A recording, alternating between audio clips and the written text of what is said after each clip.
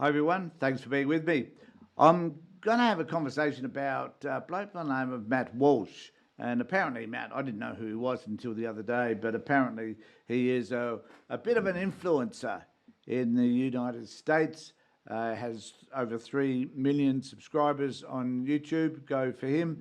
He's far more successful than I am with my 1,300. Which reminds me, please subscribe to my channel and ring the bell for further notifications. I really would appreciate it, now that I remember. But this bloke offered a criticism of Australia that I thought was a wee bit unfair, given that he's from the United States, that exceptional country, the country that has no issues, where race isn't a problem, where what sort of gender you are isn't a problem, the decisions that you make about how to conduct your life in accordance with your own principles and values is not a problem in that place, United States. So he comes across as wanting to criticise Australia because of some comments that he made in the Daily Wire, I think, that got reported in other newspapers, because he's an influential dude. And people obviously take note of what people like Matt Walsh have to say.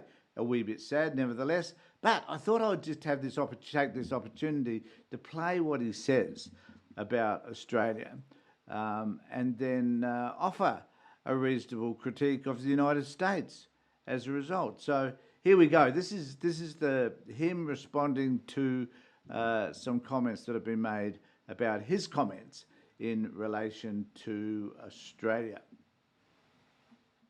My comments about Australia would cause such heartache in the country of Australia. I didn't realize that you guys care so much about what I think of you. Well, actually, we don't. I personally don't. I just find what he has to say as an American interesting and worth commenting on. I don't care who he is. I don't think he's necessarily, in my mind, a big deal. But here's a guy from the United States citizen, I assume, who has a specific view of Australia, and it's just worth noting what that view is. The fact that there have been multiple headlines in Australian media about my comments on Australia is surprising to me, and also incredibly pathetic. Especially well, I agree. Probably is pathetic. I can't disagree with him around that, given that he is not of any consequence to us here in Australia. Because you'd think that there's plenty of other things happening in Australia that you'd be paying attention to. I feel guilty now that I'm paying attention to him. I must confess. I am feeling a wee bit guilty about that. Instead of paying attention to me, I mean, you've got, I don't know, kangaroos and down there. You've got venomous snakes falling out of your ceilings. You got crocodiles lurking in your front yard, eating your dogs. I'm interested where he gets this shit from. So this is the general belief around Australia is that we have crocodiles. Well, we have crocodiles, but they're up north. We certainly have spiders, but the last time I saw a venomous spider was years ago. We do have some redback spiders in particular. Very few people die from being bitten by a spider, if any. And we have snakes, and we certainly have brown snakes. I caught a brown snake a couple of years ago in our in our reading room, in fact, and I heroically came to rescue the family in relation to that snake. They're not very big, but they are pretty poisonous. So, but it happens rarely. All of this stuff that these people conjure up as being a terrible part of Australia. My wife and I went to the UK last year, and all they could talk about was the snakes and the spiders, as if we're inundated with them. It's a myth, it's not true, and there are very few deaths as a result. But this guy, he wants to stick to this stereotype about who we are. So it just goes to show, I think, how much information people have about Australia, and particularly people like he, who have never visited the country to start with. And most people that visit Australia love it.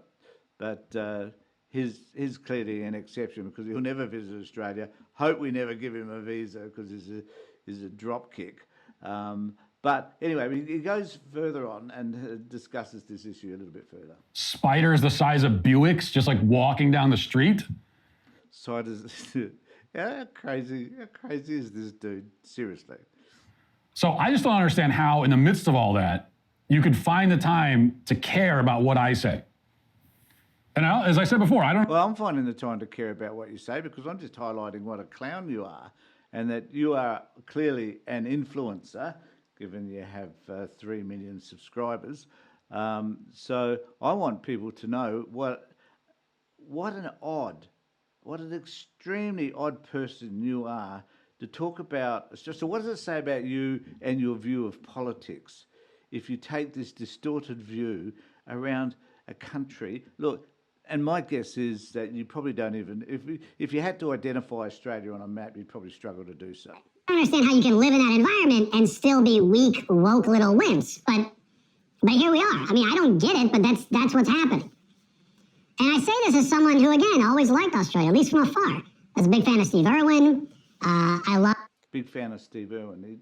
I don't know whether he's forgotten the fact that Steve Irwin has died years ago, unfortunately, but he has.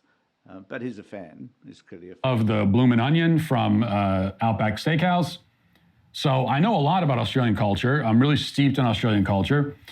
No, you don't, you moron. You know nothing. If Stephen Irwin and an onion is all you know about Australian culture, and perhaps you should start to engage with Indigenous culture to discover what Australian culture really is about. But that clearly would be too woke for someone like you. And that's why it pains me to see what it has become.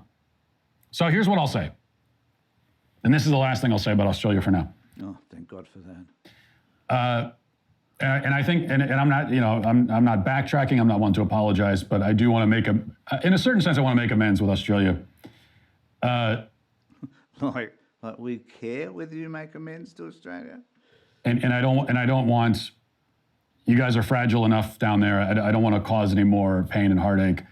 No pain, mate. Believe me, there's no pain about any of the crap that you talk about. None whatsoever. It just demonstrates how ill-informed you actually are. For you. So I think there's only one solution. This is kind of my compromise. I think Australia needs to be invaded.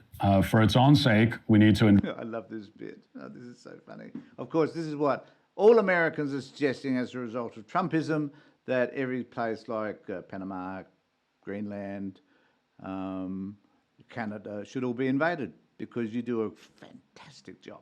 Invade Australia and conquer it. And based on what I've seen, that'll only take about 3 or 4 hours and the whole job will be done. And what we'll do, this is my proposal, just my proposal, is we'll round up all the woke, lame Australians and we will drive them inland to the interior, and we'll set up like a reservation for them that they can live on. And then the cool Australians will be liberated and we'll send them to go, live in New Zealand, which is basically Australia, but colder. It's like Australia refrigerated or something, from what I understand. And they can live there because nobody. So anyway, you can see what dribble this character carries on with, and who knows, I don't even understand why he has so many followers. I mean, what does it say about Americans when you have this sort of crap being spouted, excreted across social media? It says a lot. And, it is interesting and needs to be noted that here in Australia, we're not teaching our kids in schools to hide under desks or to hide in cabinets or to hide in corners of room because we're fearful that someone might come through the door and shoot them. We don't have that problem here. There are venomous snakes in the United States as well, probably more there than there are here.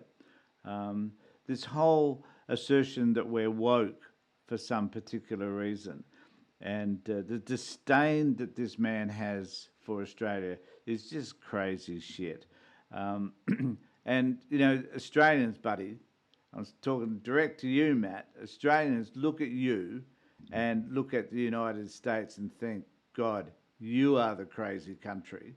We don't have a gun problem here in this country. We have people, unfortunately, gangs who do illegally acquire guns, but we don't. Not everybody carries a gun. I wouldn't even know where to buy a bloody gun. We are not the best society. We are a racist society, and I won't make a comparison with the United States as if we're as racist as you guys. I don't know, but we are certainly a racist country. We have our problems, as you have your problems. And as I said, I don't like to draw comparisons between what is the greatest country on this planet. You guys can think that you are the greatest country, and that's fine. Go ahead. Most of us think that you're not. Most of us think that you're a failed nation. But living in Australia ain't a bad thing to do. I've travelled certain countries around the world. I have been in the United States a couple of times. I find Americans very pleasant and engaging people. I don't have an issue with Americans as such. I do have an issue with your politics and your view of the world, and the fact that you place yourself at the top of that ladder when in actual fact you're a disappointment to everybody. So let me know what you think about all of this in the comment section below. If you've ever watched Matt Walsh, let me know as well. What do you generally think about this man? In the meantime, take care, look after yourselves, and more importantly, be safe.